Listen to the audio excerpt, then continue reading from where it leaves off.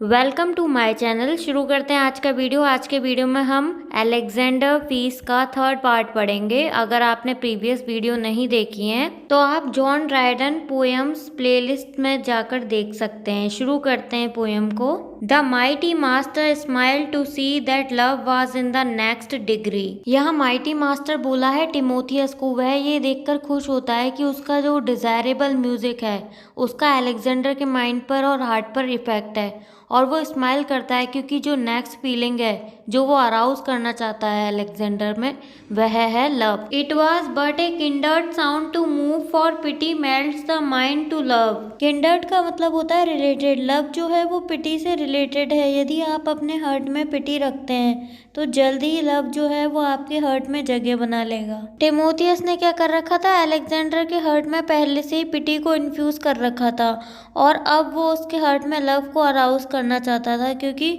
जो पिटी है वो जनरली लव से पहले आपके माइंड में फील होती है। Softly sweet in Lydian measure soon he soothed his soul to pleasures. इसलिए वो कोमलता और मधुरता के साथ लीडियन म्यूजिक, जो कि एक एनिशिएंट ग्रीस म्यूजिक है, उसे प्ले कर रहा है। उसे लगता है जैसे ही वो इस म्यूजिक को प्ले करेगा अलेक्जेंडर की जो साउल है वो शीघ्र ही प्लेजर के पास चली जाएगी, प्लेजर ऑफ लव के पास। War he sung is toil and trouble, honour but an empty bubble, never ending still beginning. Timotheus के लिए अलेक्जेंडर में लव की फीलिंग को भरने या फिर जागृत करने के लिए वार की जो यादें हैं उनको उसे रिमूव करना होगा, जो कि उसके हार्ट में और माइंड में भरी हुई है। वह एक तरीका ढूंढता है, वह अपने म्यूजिक के थ्रू गाता है कि वार जो है वो टॉयल मतलब हार्डवर्क और ट्रबल है, और जो ऑनर है जिसको आप एक एम्प्टी बबल कह सकते हैं मतलब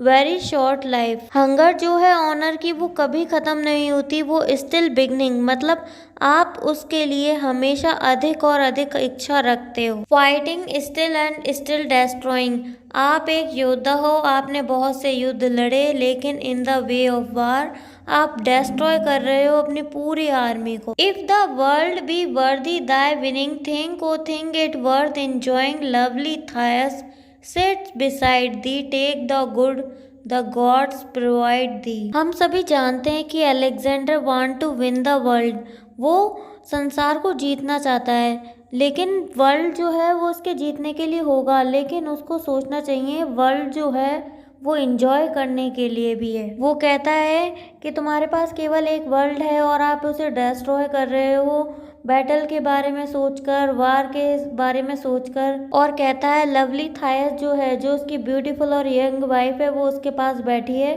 और गॉड ने ही इसे तुम्हें प्रोवाइड किया है ऐसा लवली पार्टनर, तो तुम्हें अपनी वाइफ के साथ भी टाइम स्पेंड करना चाहिए। The many rent the skies with loud applause, so love was crowned but music won the cause. Rent का मतलब होता है फटना या चिल्लाना। ऑडियंस जो टिमोथियस को सुन रही है वो लोग क्लैप करते हैं, ताली बजाते हैं बहुत अधिक। अभी टिमोथियस जो है वो कंट्रोल कर रहा है अलेक्जेंडर की फीलिंग को और म्यूजिक चेंज कर रहा है, इसलिए बोला गया है love was crowned and it is only the basis of music. The prince unable to conceal his pain gazed on the fair who caused his care. Alexander जो है वो असमर्थ है अपना दर्द छुपाने में, पेन ऑफ लव जो है टुवार्ड्स हिज वाइफ, और वो ट्राई करता है स्टेयर करने का, देखने का अपनी फेयर सुंदर पत्नी को, और यही रीजन है उसके पेन ऑफ लव का। And side and looked, side and looked, side and looked and side again. यहाँ रिपीटेशन ऑफ वर्ड्स यूज हुआ है, इसलिए यहाँ पर रेफरेन का यूज हुआ है। अलेक्जेंडर आहा भरता है और अपनी ब्यूटीफुल वाइफ की तरफ देखता है,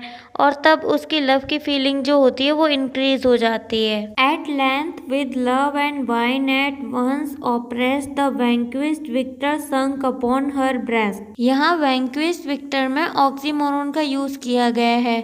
वैंक्विस्ड का मतलब होता है डिफीटेड और विक्टर का मतलब होता है विजय, तो ये दोनों ही अलग अलग चीजें हैं। टिमोथियस ने क्या किया था, बैकस के बारे में भी गाया था, तो यहाँ पर थोड़ी सी इंटॉक्सिकेशन है अलेक्जेंडर में और लव का इफेक्ट भी है उसके माइंड पर, इसलिए यहाँ पर दो दो फीलिंग्स है, फीलिंग्स ऑफ इंटॉक्सिकेशन और फीलिंग ऑफ लव। वो अपना कंट्रोल खोता जाता है और स्टार्ट करता है showing his love toward his wife. Now strike the golden lyre again a louder yet and yet a louder strain. जैसे ही टिमोथियस ये देखता है कि ये जो विक्टर है वो एनक्रोच करती है, ध्यान खींचती है अलेक्जेंडर का लव की तरफ, तो वो एक वॉरियर को जगाना चाहता है उसके अंदर, अलेक्जेंडर के अंदर।